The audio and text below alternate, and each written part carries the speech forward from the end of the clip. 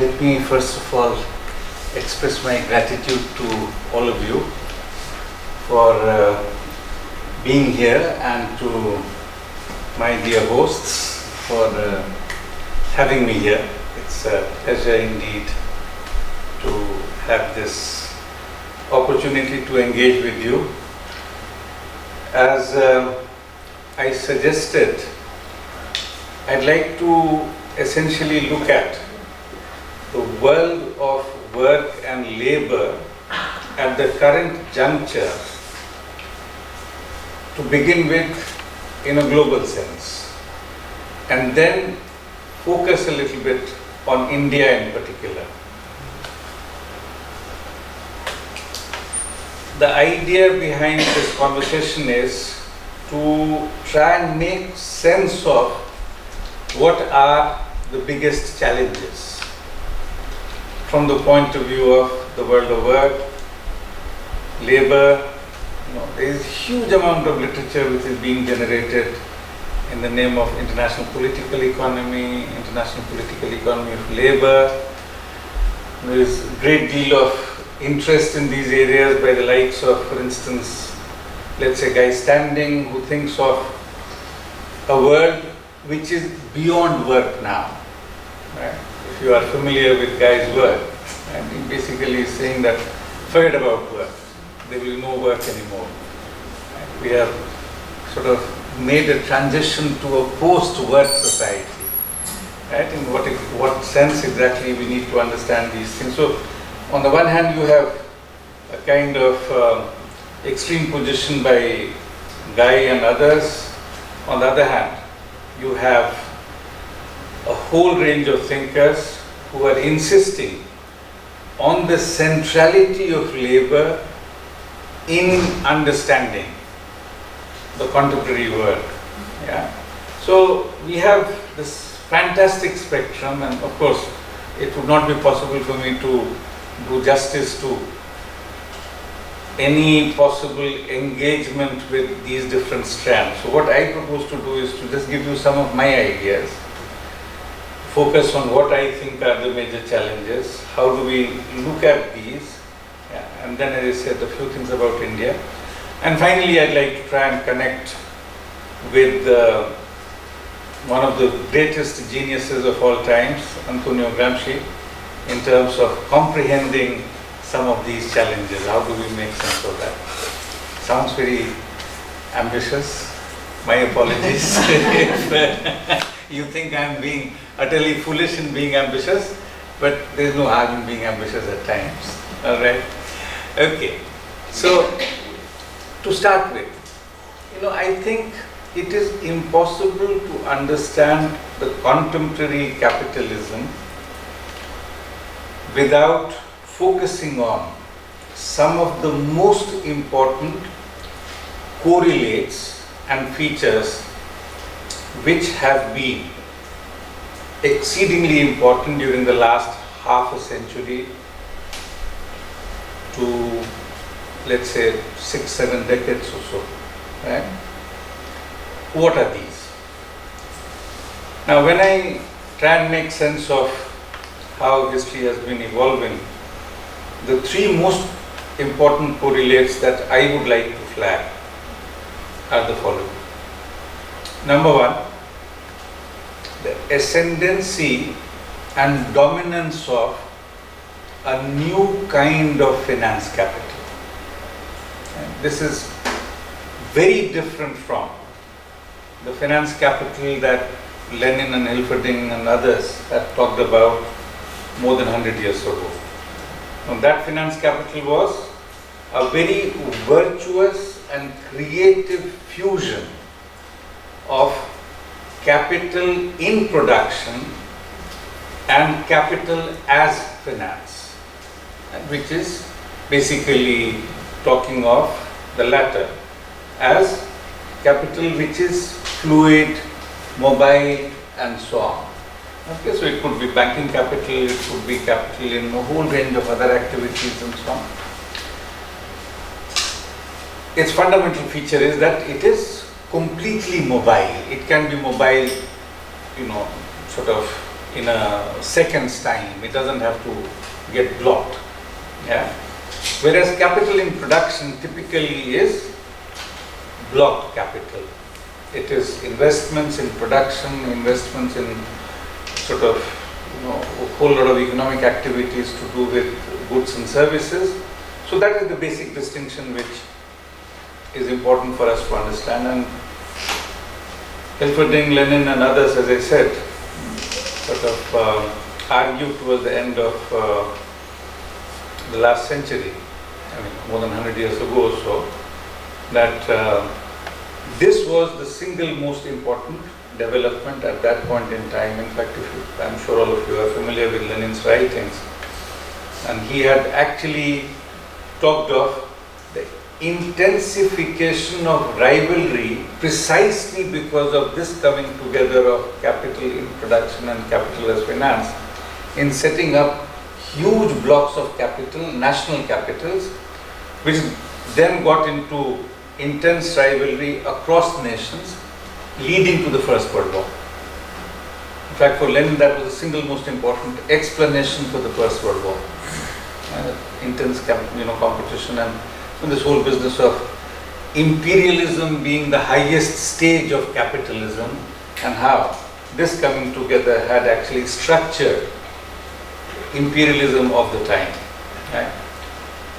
I don't wish to get into whether Lenin was right, wrong and so on and so forth, but I just want to draw your attention to the fact that the finance capital that I am talking about is almost entirely capital as finance, and this is something which is the single most powerful actor in the global economy today. Nothing matches its power. Right? In fact, if you look at even the most powerful country, namely the US, economically, militarily and so on, it simply has surrendered to the power of finance capital. Right? And this finance capital is, as I said, capital as finance, completely mobile. Yeah. Now, some of you may be familiar with Niall Ferguson, this economic historian. I don't like his work at all, Alessandra, I assure you, but I like the distinction that he made between what he calls planet Earth versus planet finance. Okay, and it's a very useful, very simple way of thinking about it, but very useful. What does he say? Planet Earth is what we generally understand as the sort of gross national product and of a particular country and the global economy. Basically, if you do a valuation of all the goods and services which have been produced, yeah, you want to measure, let's say, the global income, the global turnover of goods and services, right? Now that is your planet Earth. Okay. So if you go by World Bank estimates, around the time that the global economy was hit by massive financial and economic crisis in 2007-8, the global GDP was approximately 60 trillion US dollars. Right? That was the total sort of income of the world, value in terms of dollars.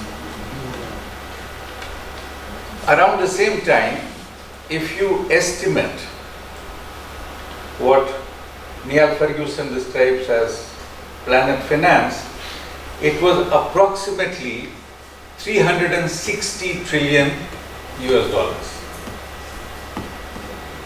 Right? We are talking of something which is several times more than the planet Earth. So more than 10 times. Right? Now, what is that planet finance? Essentially, it is capital which seeks to make profit not through any production. It's basically what you can describe as, let's say, a casino economy, a gambling economy, sort of. Let me give you one example. The simplest example is, as all of you know that way back in 1960s, till then, till about early 70s or so, if you were an investor in Europe, right, you were bound by your own national rules. And so an Italian investor could not really invest in the German stock market and vice versa. And the two closest cousins in the global economic system, Anglo-Saxon world, US and UK, they could not actually invest in each other's markets, in the stock markets. And there were very serious capital controls. Okay? Now, as of today, at 10 o'clock your money could be in Tokyo, at 10 past 10 it's in London, at 20 past 10 it's in New York, at 30 past 10 it's in Timbuktu, right? Back to Tokyo at, by the end of the day, within 24 hours. Money has been lost and won, right? If you add all this, this would be one of the important elements in that planet finance, what Neil Ferguson calls planet finance. Right? Take another example. I come from a country whose currency is not valued at all. Indian rupee. I mean, who cares for Indian rupee? Right? 3 years ago, the gambling on Indian rupee, okay, on a daily basis, was approximately 100 billion US dollars. Right? So, the punters are betting whether the rupee will be worth so much vis-a-vis euro, so much vis-a-vis dollar, so much vis-a-vis yen, so much vis-a-vis renminbi, right? You win, you lose, but you're putting money on betting, right? Now we are talking of huge amounts of money which are doing exactly this, right? In general, what has happened is that on any investment that you make, there is a whole range of financial instruments which are considered part of the hedge funding derivative mechanism, right? So basically you're saying, okay, we'll cover the risk, right? So, let's say Francesca decides to invest in Fiat, which is not a particularly good car, given the current global auto situation, right? And then, somebody comes to us and says, look, the chances that you might make 10% is low. On the other hand, there is a chance that you actually might make 15%, right? Let me cover for your risk. Let me give you a derivative financial instrument, right? You pay a bit to me for that, okay? You may win or lose, but if you win, you will be much better off than what you have done by simple investment in this particular share. And that's a very simple example of a derivative, right? Derivative markets have become exceedingly complex. People are, sort of indulging in nth level of derivatives and nobody understands. Most people do not understand what is happening. If you have watched the film, The Wolf of the Wall Street, right, you will probably understand a little bit of what I am talking about right now. Okay? Now, all these taken together is what is planet finance, right? Very difficult to have precise estimates of it, but we can try and make some guess estimates. Okay. Now, I did that a couple of years ago, and based on the UN and other sort of sources, UNCTAD and World Bank and so on. Currently, planet finance is approximately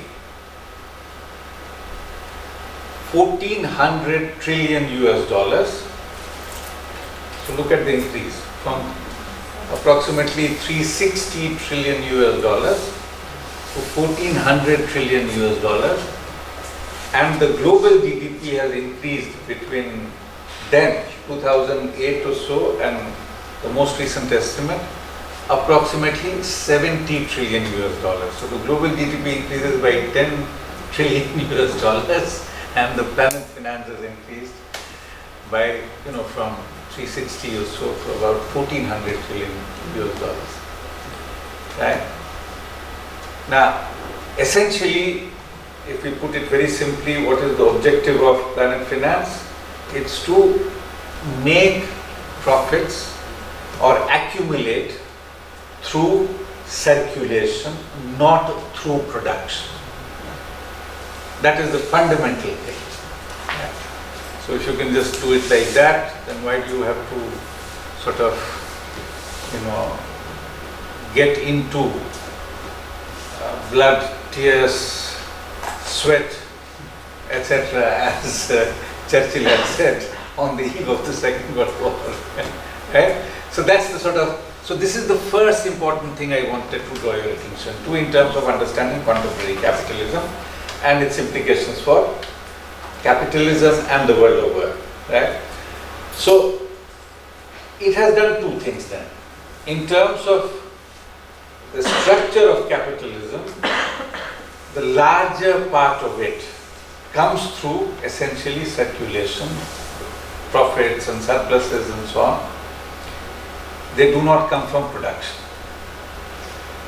which then has an immediate impact on what happens to work in general.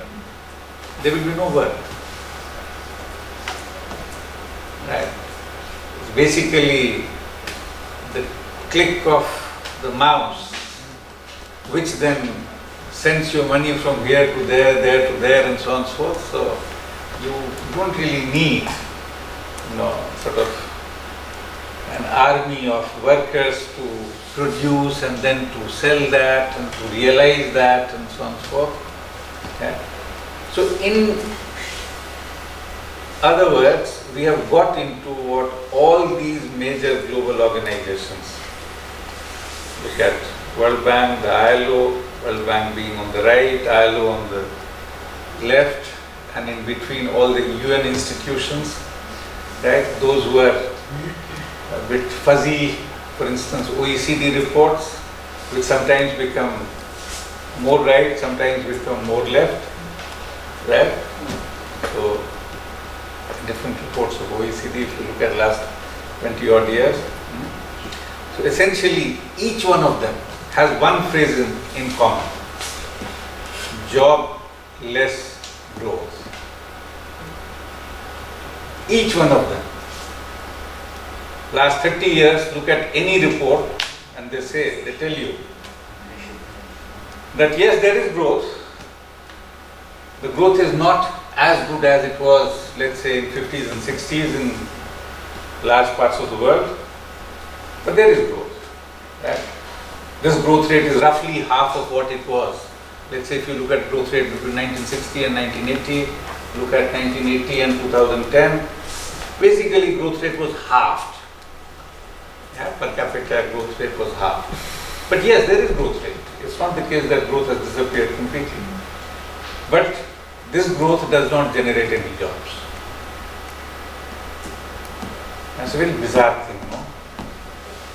A growth which does not generate jobs obviously then has a huge challenge from the point of view of large parts of the global population.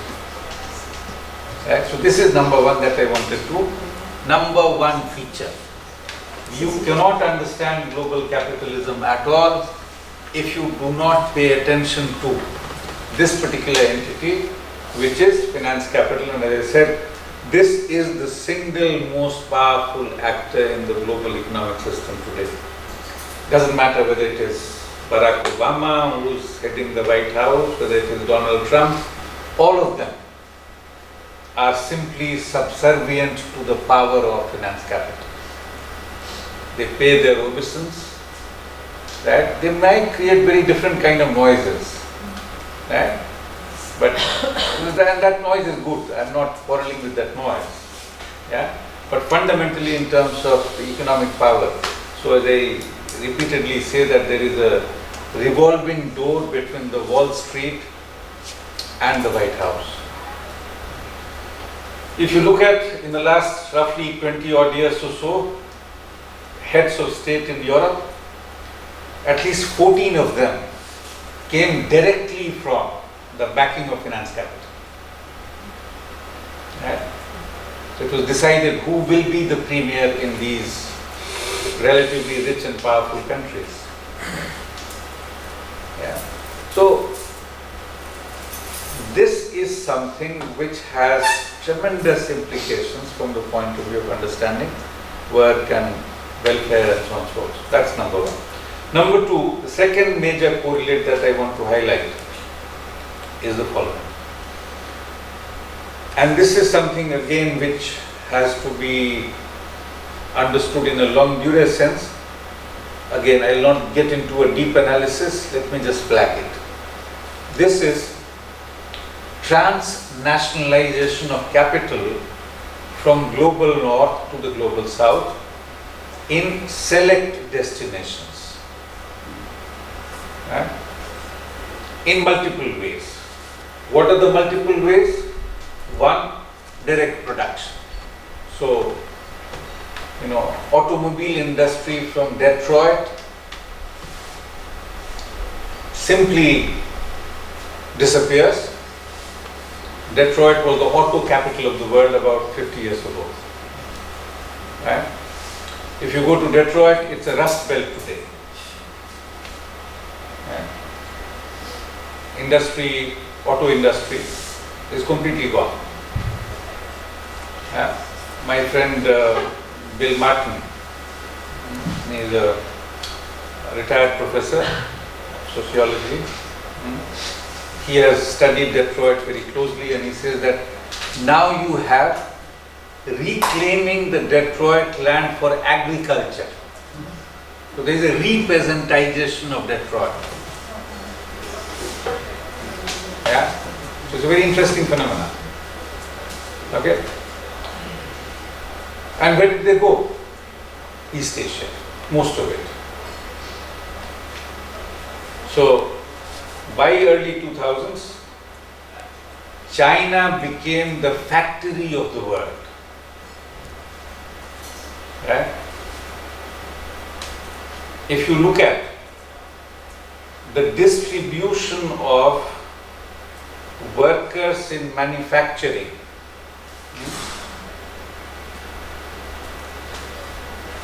global north becomes increasingly a minor player in the manufacturing. Right? So Germany, let's say about 50 years ago, decides to move completely out of textiles. There's no textile production there at all. Right? All that is being done in the global south. Okay? Just some niche kind of things which are being done in southern Europe. Italy is a good example, parts of it is in Spain and so on. Otherwise, you forget about any of these industries being present in any sense in the global north. So this is one route via which there was this transnationalization of capital. Okay? But very importantly, it also used mechanics and mechanisms where there is no shifting of industry but complete incorporation of industries. How does it happen? Think of Apple. Apple does not produce at all. Okay? It subcontracts a large number of players all over the world. So this particular phone, which was gifted to me by my students about 5 years ago, yeah. Then it said, designed in California assembled in China, Foxconn, and its parts were produced in 13 countries, none of it in the global north. Not a single part. Right? So you have all these producers in the global south, but as I said, the interesting thing is, in this case, it's not the case that the General Motors has shifted from Detroit to China. Apple is sitting there, sort of, there only. But it becomes the global coordinator of production. So this is the second kind of channel, which I call not direct shift of capital, but incorporation of local capitals. Capitals in the global south, all that get incorporated. Right? So you have all these, for textiles for instance, you have most infamous tragedy in the recent times was the Rana Plaza in Bangladesh. The building collapsed, more than 1,000 workers died, right? And you had every brand which was present there, every brand, without exception. Right? So you have this second kind of thing where sort of they basically try and contract and subcontract and subcontract. Right? Now this is the transnationalization which many have described as global value chains, global commodity chains, global supply chains and so on. I don't like any of these phrases. My own phrase for this is global value systems, because I come from a very different kind of tradition, which is, Marxist political economy, and there's a long history of engaging with these ideas for a very long time. Yeah. So, you have to think of transnational corporations, the emergence of multinational corporations, etc., how they come about and so on, how these things impact on all these processes, etc. So, the significance of it, right? Like, as I said, Planet Finance and Planet Earth, I gave you the significance in terms of their size and power. The significance of it, if you look at the latest UNCTAD estimates, of the total international trade that happens in goods and services, of that total, almost 80% is organized through this kind of transnationalized networks. Now we are talking of a large number. Yeah? Of the total global trade in goods and services, 75, 80, 85% is through these networks. Right? Approximately 400 million workers out of 3.2 billion global workers, but these 400 million who have been counted are only based in global north and parts of Asia. So the number would be actually much higher if we include also people from elsewhere. But at least 400 million workers are part of this transnationalized networks of what I described as the transnationalized capital. Okay? And this is another very powerful indicator. 95% of this 400 million plus is invisible. 95% is invisible. Nobody knows who their employer is. They have no contract. They have nothing. Right? It's back to, Charles Dickens. It's a Dickensian world of absolute, utter, brutal social Darwinism.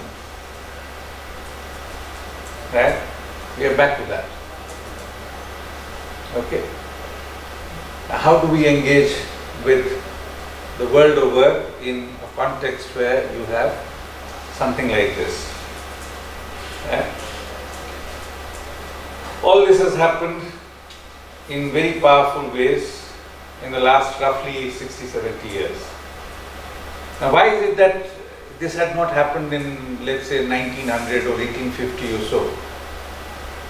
I mean, after all, the resources were there, cheap labor was there, right? Go back to 1750. In 1750, if you look at non-agricultural production in the world, of the total global non-agricultural production, right, 55 to 59% was being produced in two countries. One country that she keeps studying, China, and the other was India. Right? So 55 to 59%. By 1950, the share of these two countries had become 2 to 3%. Right?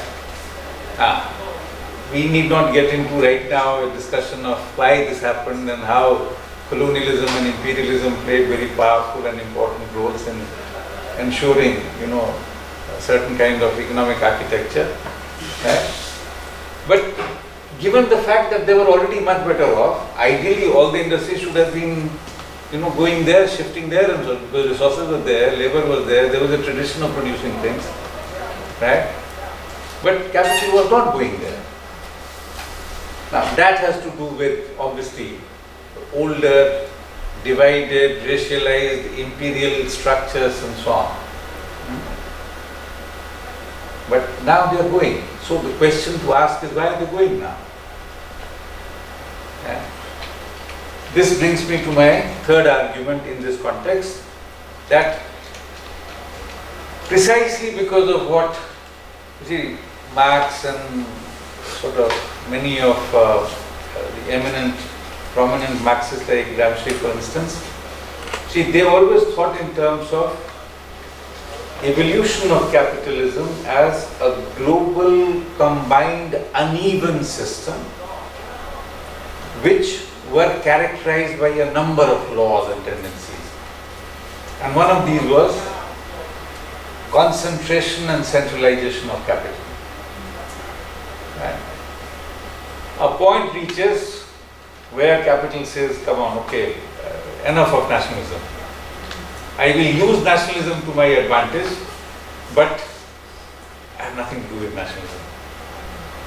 Right? So it's a, Janus face-like kind of situation now. Large capital, which is still headquartered in Europe, in North America, in the global north, right, is not as committed as finance capital of Lenin's time was. So you had this very powerful German capitalist sort of multinationals which were competing with the British, the Italian, the French and so on. All that is a thing of the past. It doesn't matter.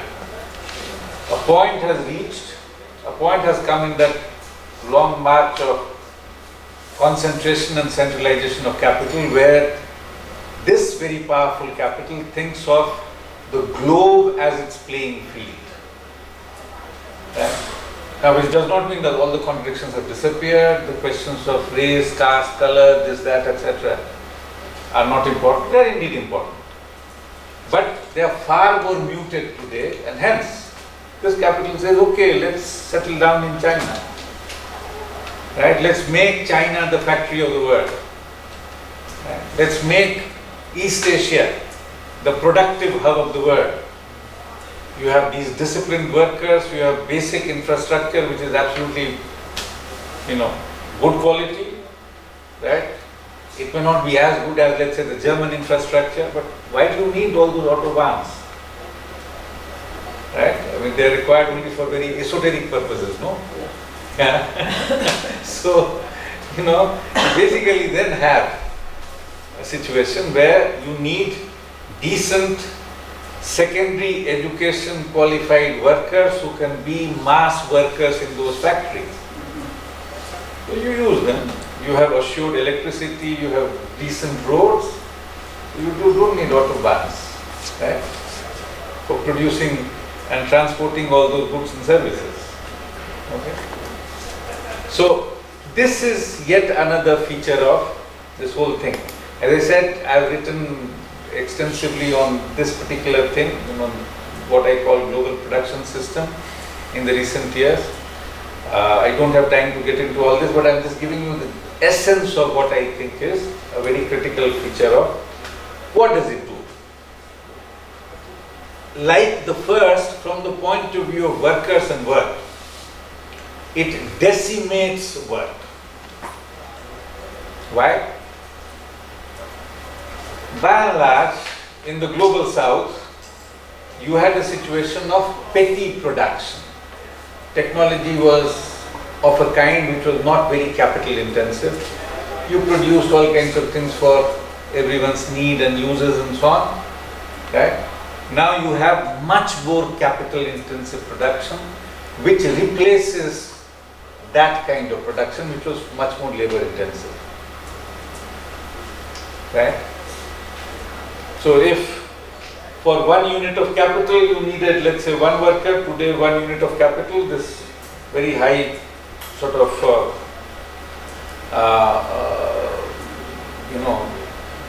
high powered kind of capital which is much more productive, you needed, let's say, 1/10 of the worker. Right? So what does it do? It basically decimates the possibility of labor absorption. Right? So it goes there with the technology which is much less labor absorbing, and since it has gone from here, from the global north, jobs have disappeared from here. So in the aggregate, you have a massive reduction in labor absorption. Right?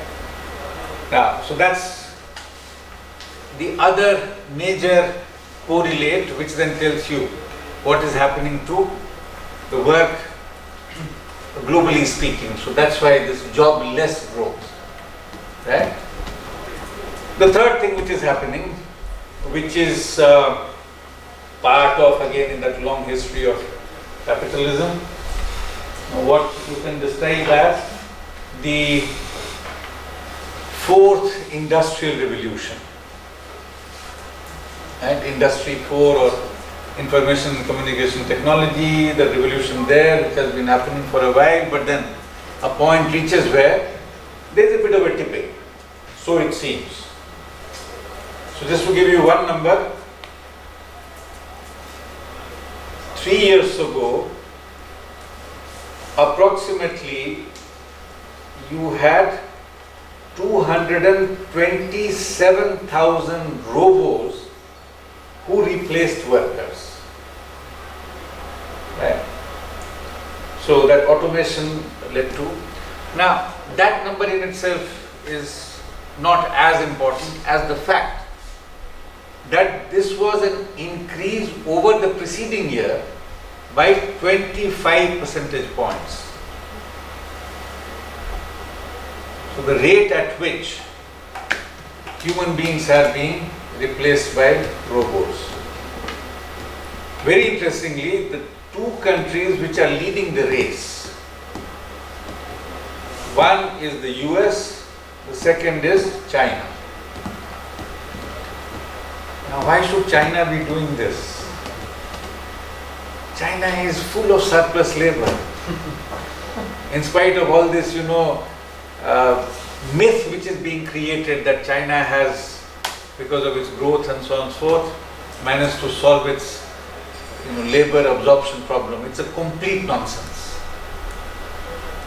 I think the scale of the problem there is remarkable. Yeah. But yes, China is very much part of it. This whole race which is, again, why does this happen? All this, you can go back to the laws of motion of capitalism, which have been analyzed by the great sort of Marxist political economists, and you can see why it would happen. I mean, it's a capitalist system which is uncontrolled, which is unregulated. This is bound to happen, right? So these three, in my assessment, are the three most important features to understand.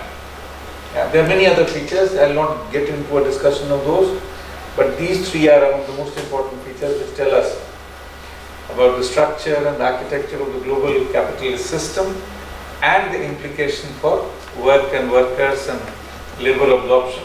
Essentially, from the point of view of work and workers, you get a very negative story. This is both with respect to the rate of labor absorption, which has more or less collapsed, right?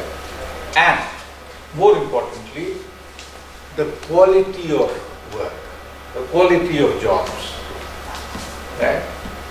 So that's why a guy standing says precariat, right? You know, you may or may not like that phrase.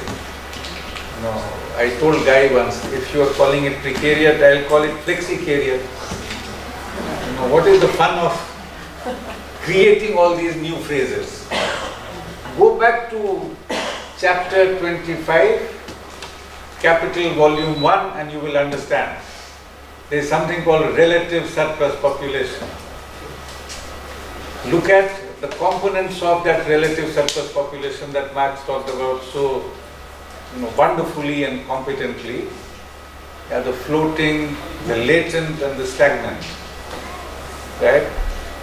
Now, if you have understood those, then why do you need to have them? Simply because you need a job, you don't start creating new categories, no? I mean, academic production is dying under overproduction, right? It's a very tragic thing that we become part of. Yeah. So, whether you want to call it whatever you want to call it, the point I'm trying to make is, for workers, things have become extremely fragile, even in the most powerful countries. And Joseph Stiglitz tells you, Nobel laureate, in the US, between 1967 and 2013, the real wages of workers was flat. There was no increase. If anything, there was a small decline. 1967 and 2013. We're talking of a very long period. Marginal increase here and then and decline. So it's a trend line which is flat, sometimes going up a little, going down a bit and so on, but basically that's the story. This is in the most powerful country in the world. Right? If you look at work conditions, and I'm sure you are looking around you and you can see Germany is supposed to be the driving horse of Europe, and look at what has happened there, since that's one country which for the last roughly 2.5 decades, I have been visiting very regularly and looking at the changes in conditions of work there. With the Hartz reform that SPD Chancellor had put in motion, Schroeder, right? It is basically to say that make everything flexible. That was the crux of the Hartz reform, right? So I have an excellent secretary who's given only 10% of employment in the university. On other days, she's working in a hospital, some other place, and so on. This is very different from when I started teaching in Germany, when I actually had someone who was assigned to me almost on a full-time basis with another professor.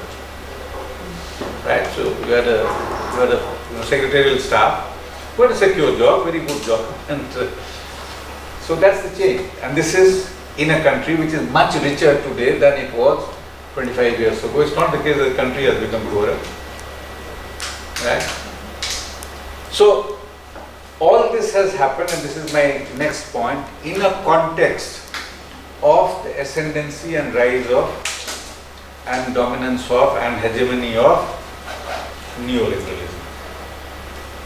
What is at the, if you want to define it in one sentence, neoliberalism, what is it? Leave everything to the market, market knows the best, market does the best. Market does the best, market knows the best. So, leave the economy to the market. This is the crux of neoliberalism, essence of neoliberalism. Details varies from this place to that place, but this is the crux of it, right? So as a result of that, so you can see that sort of there has been a substantial withdrawal, contraction, etc. of the state, yeah, and basically want the markets to do what, part of it was being done by the state in very important ways. All that is a thing of the past, right? So, whole lot of things which were supposed to be public goods, public provisioning, right? So, health services, education, very basic services and so on. Gradually, increasingly, you say, all right, let us have market providing all this and so on. Right? Labor regulation, let the market do it, etc. Yeah. So all this is part of that neoliberal whatever. And these things have become very prominent, the features that I talked about, in an atmosphere of the ascendancy of neoliberalism.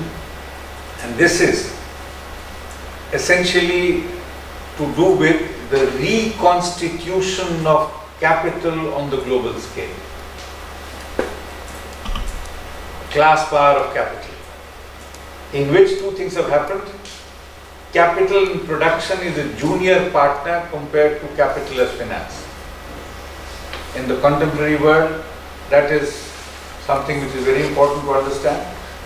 And then, this is a capital which is much more global today than capital of about 100 years ago, in terms of its orientation, in terms of its concerns, in terms of its accumulation strategies, a whole lot of things that you associate with capital. Right? This is the neoliberal kind of thing which has, and this is not going to disappear. In the foreseeable future, there is just no way that you can wish it away. Right?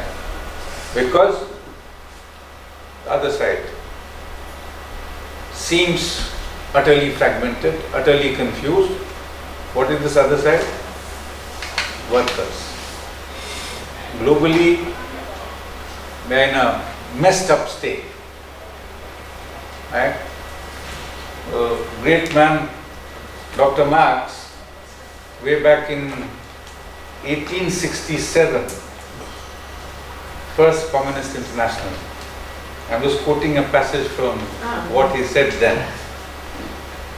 A study of the struggle waged by the English working class reveals that in order to oppose their workers, the employers either bring workers from abroad or else transfer manufacture to countries where there is a cheap labor.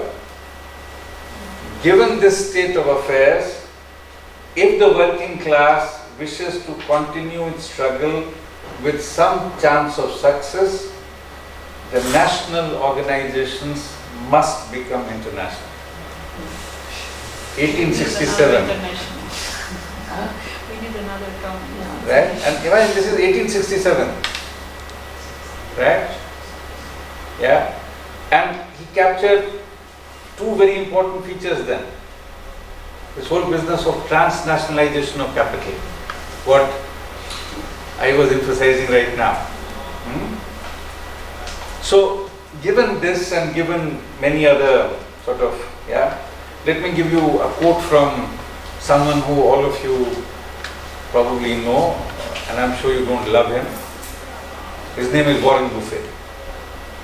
Right? Sometimes he's number 1, number 2, or number 3 richest person in the, yeah. Now, he gave an interview to New York Times, and I'm quoting from that. There is class warfare, all right, but it is my class, the rich class, that is making the war, and I am happy to report we are winning. Right, this is Buffet in New York Times. Right? Utterly shameless. Even if you're winning, you don't kind of gloat over it, right? You don't say that, look, we are winning, we are battering you, and so on and so forth. Right? Now, so this is the challenge. Given this, just 2 minutes on India. What has happened in India? Yeah, in terms of, I've taken a lot more time discussing these things, which I wanted to do actually in a briefer fashion, but I thought maybe it's important to highlight some of these features. I'll just give you, you might think that India and China, as it happens, have been the 2 fastest growing economies for the last 40 years. If you look out, if you do the average growth rate for the last 40 years, China approximately 10% per annum, yeah, slightly less than that, but approximately that. India approximately 6% per annum. So China's growth rate for the last 40 years was 40% higher than India's, right? But these 2 countries, if you take the average for 4 decades, have been the 2 fastest growing economies. They still, in terms of per capita income, are, sort of not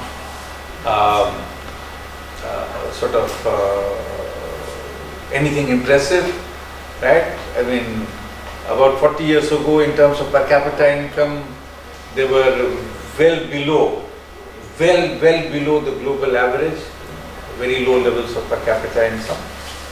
If you measure the average global thing, China has become approximately 85% of the global average, but it's way poorer than, in terms of per capita income, let's say Europe, or Europe's per capita income, or developed countries' per capita income, right? India is 1/3 of China's per capita income, so in that sense, so in terms of well-being of the population, etc., it's not the case that they have really made the transition in those aspects, right? China indeed is doing much better than India, there is no question about it, right?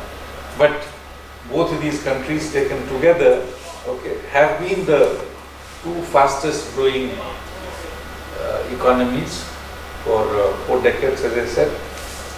Question to ask is, what's happening to employment? What's happening to labor absorption? Right? Now, I did this calculation based on the most acceptable database, and these numbers will kind of, make you see red.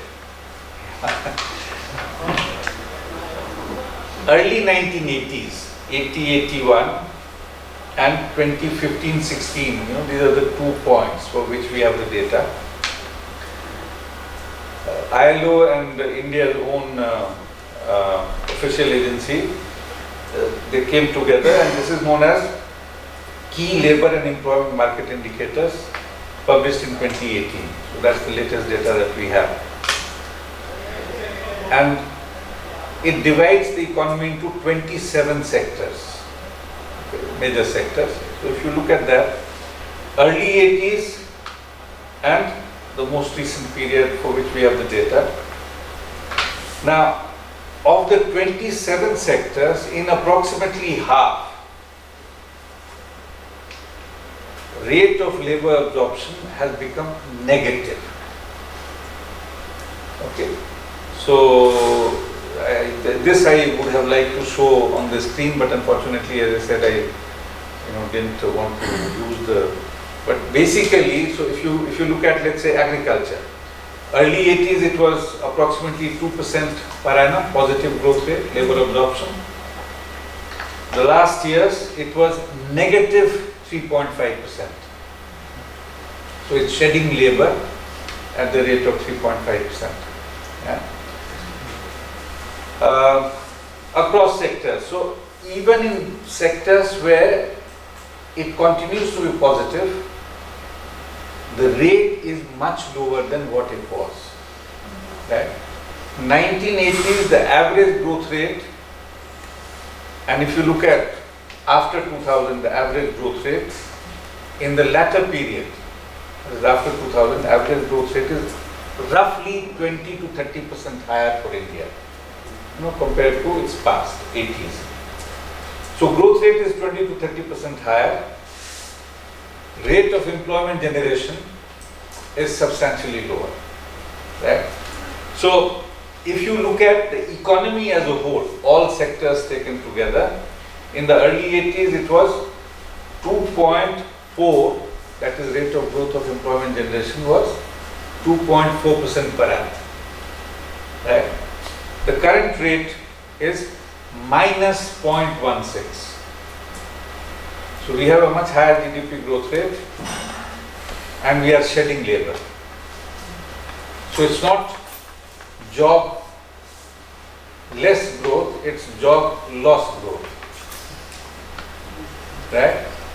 So higher growth and we are losing employment. Now if with 6%, 7%, 8% growth rate, if you can't have jobs, what do you expect your population to do? Right? I mean, take up arms, start killing each other, looting, plundering, robbing and so on. Right? Now that is, or go somewhere else, but go where? I mean, if you look at the history of the tragic history of recent migrations, 67% of all migrants in the recent, roughly last 5-6 years, 10 years or so, have been from the conflict zones. Basically, Middle East and Islamic territories, and almost all of these are victims of American and European imperialism. But for that, they wouldn't have been displaced. Right? I mean, Afghanistan was a reasonable place in 1980. Iraq was an okay place in 1990. Right? But Mr. Bush and the rest of them, and the coalition of the willing. What was this coalition of the willing? 2.5 developed country presidents. Aznar in Spain, Tony Blair in UK, right? Even most of Europe was completely opposed to it, but so what? US does what it wants to do. Right? So it becomes a complete mess. Middle East is the most volatile, the most conflict prone, the most whatever impacted zone. And you have a series of them, one after the other, where the West is very deeply implicated. So, but where will they go? They keep drowning at the shores of Mediterranean. Yeah. All those tragic photographs that we see of Alan Kurdi and so on and so forth. Yeah. That's the word. So where will they go? They don't have any jobs. My country, people don't have jobs. Where will they go? When Europeans didn't have jobs, what did they do? When capitalist industrialization began, they basically captured North America. And they called it migration. What a bizarre thing to do. You enter someone's land, home, finish them off, right? That's what they did. North America, as you know, right? Small percentage which was left, they were pushed into reserves, right? And northern historians call it migration instead of calling it genocide. That was the most powerful genocide to begin with. But where will Indians go? Where will Chinese go? Pacific, Indian Ocean, drown themselves. What else do you do? That is the problem. Right? This is the challenge for workers. What do they do? Is there a way out? Right? Now this is where I think, building on Marx, Gramsci used to talk about subnational, national and international strategies of resistance. Right? How do we explore those strategies and trajectories, etc.? Not by doing this meaningless IP kind of work, where we are reproducing, every day some new categories. And that doesn't help. Right? We really need to get onto the ground in terms of very, very robust arguments with, what could be the strategies, what are the challenges, how do we confront them, etc. Let me stop. I think I've spoken enough. Yeah? And let's just have, if you have some questions, I'll be very happy to. Yeah, I mean, what I was doing was, this is a paper which will be published very soon. So, I'm using some of the arguments from there. The working paper has already been in circulation. Right? So, this is called the world of work at the current juncture and assessment.